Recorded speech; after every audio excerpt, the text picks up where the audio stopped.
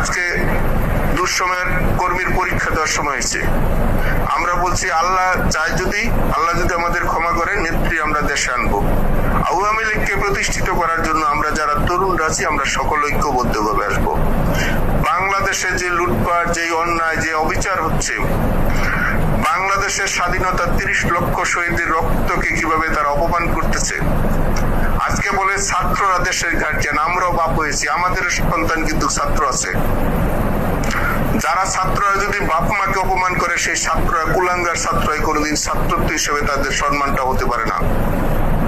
সেই কুলাঙ্গার ছাত্ররা যদি হয় যে তার পিতা মাতাকে মানে না, তার গার্জিয়ানকে মানে না, তার শিক্ষককে মানে না, তার সমাজের যারা মানুষ আছে সম্মানী ব্যক্তিদেরকে মানে না, সেসব কুলাঙ্গার ছাত্র নামদারিকে ভবিষ্যৎ কি করতে হবে সেই জন্য আমরা প্রস্তুতি নিয়ে রেখেছি।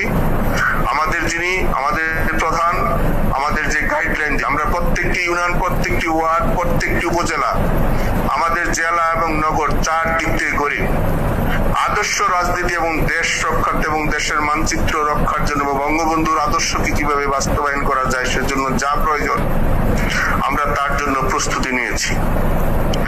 যা আমি গ্রুপে বললাম না, যা দরকার প্রয়োজন তার সময় এবং সঠিক টাইমে আমরা এবং আজকে আমাদের টিমে যারা আছে, এখানে আমাদের বাইরে আছেন এবং আমাদের বাইরেও আরো লোক আছে, আমরা সকলে মিলেমিশে সকলকে এবং জনগণকে কিভাবে ঐক্যবদ্ধ করা যায়, প্রত্যেকটি জনগণ যেন সুফল পায়, এই বাংলাদেশ উন্নয়নের জন্য প্রত্যেকটি মানচিত্র ধারা যেন মানুষের মধ্যে প্রভাবিত হয়, মানুষ যেন এখানে প্রতারিত না হতে পারে, এর জন্য যা প্রয়োজন, যা দরকার তাই করতে হয়।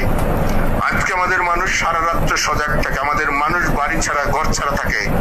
প্রত্যেকটি মানুষের ঘর ছাড়া বাড়ি ছাড়া এটা কিভাবে প্রতিশোধ দিতে হয়, সময় পরিস্থিতি, মানুষ হিসাবে আল্লাহর কসম দিয়ে বলতেছি আল্লাহ আমাদের সহায়ক।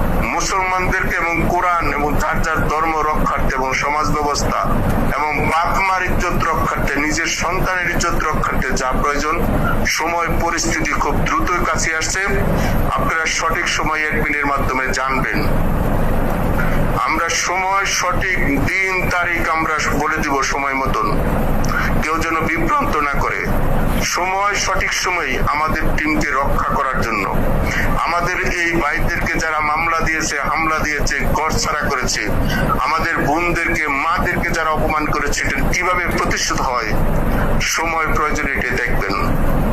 আমরা মানুষ, যারা আজকে মব করছে তারা যদি মানুষ হয়, আমরা মানুষ। আমি মুসলমান হিসেবে বলছি আল্লাহকে হাজির নাজির রাইখা, আল্লাহর উপরে ভরসা রূপে রাইখা খুব দ্রুত সময়ের মধ্যে এটার একটা সমাধান করে দেব।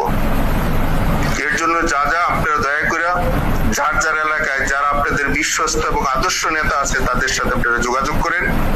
আমরা প্রত্যেকের সাথে যোগাযোগের জন্য প্রস্তুত নিয়েছি। বাকি কথাগুলো আজকে গ্রুপে সেভাবে বললাম না।